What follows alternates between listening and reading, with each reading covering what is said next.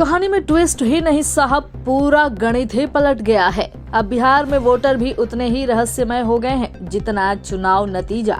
SIR report कहती है 7 crore 42 lakh voter हैं।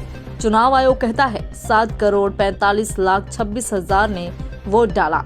अब सवाल ये है कि 3 लाख लोग कहां से आए? क्या नेपाल से लोकतांत्रिक टूरिस्ट आए थे या फिर धरती ने खुद नए वोटर उगाए? कभी कभी लगता है हम गणराज्य में नहीं, जादूगरों के गणराज्य में रहते हैं। यहाँ आंकड़े भी क्लोन हो जाते हैं, फोटोकॉपी से वोटर निकलते हैं और मतपेटी में सत्ता की इच्छा गिरती है। अगर 67% मतदान हुआ तो टोटल वोटर करीब 12 करोड़ होने चाहिए।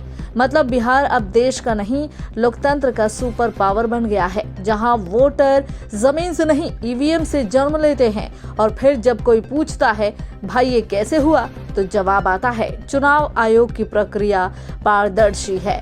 हाँ, इतनी पारदर्शी कि आंकड़े आर पार दिखते हैं।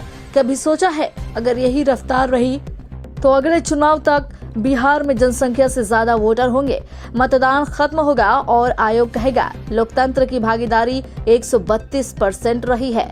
कहानी में ट्विस्ट नहीं है दोस्त, ये ट्विस्ट ही अब कहानी बन चुकी है। बिहार में फाइनल लिस्ट एसआईआर रिपोर्ट ने कहा 7 करोड़ 42 लाख वोटर हैं, लेकिन चुनाव आयोग ने कहा 7 करोड़ 45 लाख 26 हजार शामिल हुए हैं। 3 लाख वोटर ऐसे आए जैसे बरसात के बाद अचानक मेंढक निकल आते हैं। अब सवाल यह है, क्या बिहार की आबादी रातों रात बढ़ गई, या फिर वोटर किसी ट्रेन की स्पेशल कोटा लिस्ट में आ गए, या फिर सत्ता की छांव में कुछ नाम ऊपर से बरसाए गए? चुनाव आयोग अब डेटा से ज्यादा धर्मनिष्ठा का केंद्र बन गया है, जहां गिनती भी नीति आयोग नहीं, राजनीति आयोग तय करता है। 3 लाख नए वोटर, इतने में तो एक पूरा विधानसभा क्षेत्र तय हो जाता है। पिछली बार एनडीए सरकार बनी थी महज 12,000 वोट से, तो सोचिए 3 लाख वोट क्या कर सकते हैं। कहीं ऐसा तो नहीं कि लोकप्रियता का डर अब लिस्ट एडिटिंग में बदल गया? कहीं ऐसा तो नहीं कि तेजस्वी की बढ़ती भीड़ ने किसी के ईवीएम सपने डरा दिए? और फिर वही पुराना सवाल, क्या चुनाव आयोग जनता का है या जनता सिर्फ वोट देने के लिए है? एक वक्त था जब चुनाव आयोग निष्पक्षता की मिसाल बना करता था।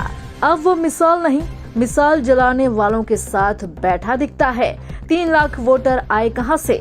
कौन है ये अदृश्य नागरिक? न घर दिखता न मोहल्ला, पर वोटर लिस्ट में नाम चमचमाता हुआ नजर आ जाता है। शायद यही डिजिटल इंडिया है।